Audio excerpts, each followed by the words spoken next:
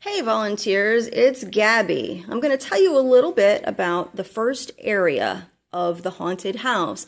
If visitors are going through the entire butcher shop, it means they're going to enter from this back area. So if you're familiar with the writing center, it's essentially just our back door. They're going to be coming down the stairs from outside and entering what we are calling the deep freeze. The deep freeze is essentially a meat locker attached to the back area of the butcher shop. So everything back here will appear to be frozen. And the people who are going to act in this area, hopefully that's going to be you, are called popsicles. So the popsicles are going to be either a little frozen or a lot frozen. So I'm going to tell you a little bit about what you can expect. As soon as the visitor enters the back door, the first thing that they're going to see is a wall of plastic. The plastic we're talking about is essentially painter's plastic. It's that clear plastic that gives it sort of that spooky feel. You can see through it a little bit, but not a lot. For visitors to enter, they're going to have to push through it. As they start to walk, the left side is going to be blocked also with a wall of plastic. So they're not going to be able to see anything. It's going to go all the way up from the ceiling, essentially, all the way down. As they start to move, the first main obstacle that they're going to come up on is in this corner. Again, there's going to be a large chunk of plastic hanging from the ceiling. And here will be the visitor's first encounter with the popsicles. So remember, the popsicles are what we're calling the actors in the back area. And as you go through, you can see that the popsicles are identified by a couple of things. First, what level of intensity the actor will have to use to be in that spot, and also the level of makeup. This obstacle right here is the first one that they're going to encounter. The popsicle, though, will be low intensity, and what that means is if you choose to be in this spot, you're going to stay mostly in this spot behind this plastic. Visitors will be able to see you, but not completely. So if you like the idea of being in one stationary location, you might want to choose a low intensity area. Level 1 makeup means people who have just maybe been frozen in the back, they're not entirely frozen. So the level of makeup usually goes with the level of intensity. As the visitor starts walking, immediately when they try to turn the corner, they're going to encounter another obstacle. Now you can see that this obstacle, there's popsicles with high intensity. The high intensity means that we're upping the activity level of these popsicles. And they're also going to be fully seen, which means they need level 2 makeup to really be a good scare. These popsicles are going to come from behind the obstacle and essentially chase the visitors. The visitors will have no choice but to go to their left, because also right in front of them is going to be another pile of popsicles. We won't be able to tell if these popsicles are completely dead or alive because they're all going to be in and around the floor right here. So these popsicles also are going to take part in scaring the visitors and pushing them on.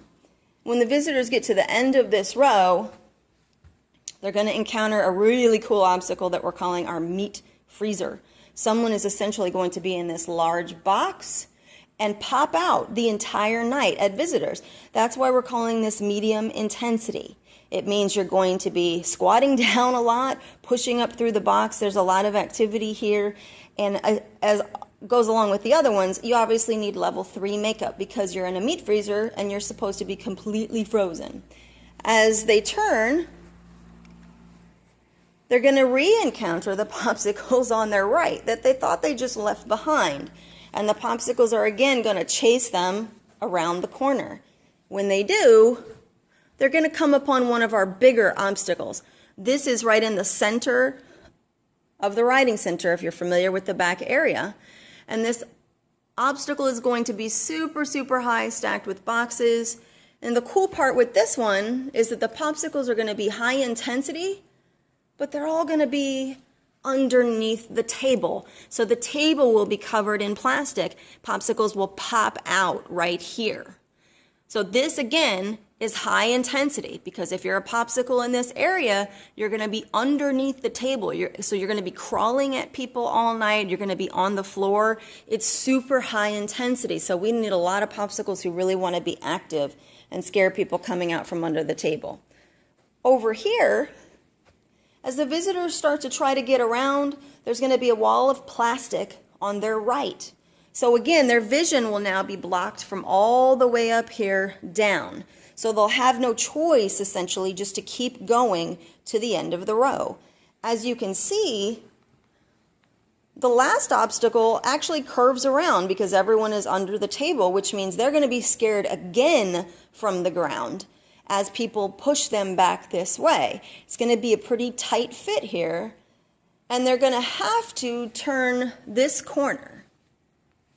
When they turn here, this is the highlight of the back area, clearly. This is a giant wall of plastic hanging all the way from the ceiling. It's so high you can barely even see it, okay? The entire back corner is going to be layers and layers of plastic. The people who work in this area, under here, you will all be standing. So it's a little less intensity because you're not going to have to be squatting, getting up, getting down. Instead, you're going to be standing behind this wall. The level 3 makeup is for the highlight of our final scare, which means if you're in this area, you're going to be standing and walking, and you're also going to have full white frozen makeup, okay? You're also going to have to chase the visitors till this last area. Now, you have to use your imagination here a little bit, but this is what we're calling our chute. It's essentially going to be a narrow chute fashioned with the plastic, and it's going to be hanging from all the way up here from the top of our doors. And what that means is visitors will essentially have to crouch down to get through it. And it's the only way that they can get out of the deep freeze. And so people will be sort of bending over. They can't see right or left. And when they finally come out, you've got the exit from the deep freeze. And this is where visitors will pause momentarily and enter into the butcher shop, which is essentially the front area of the Writing Center. We hope you want to be a popsicle. This is really new for us. Amazing makeup, lots of fun, and really high intensity.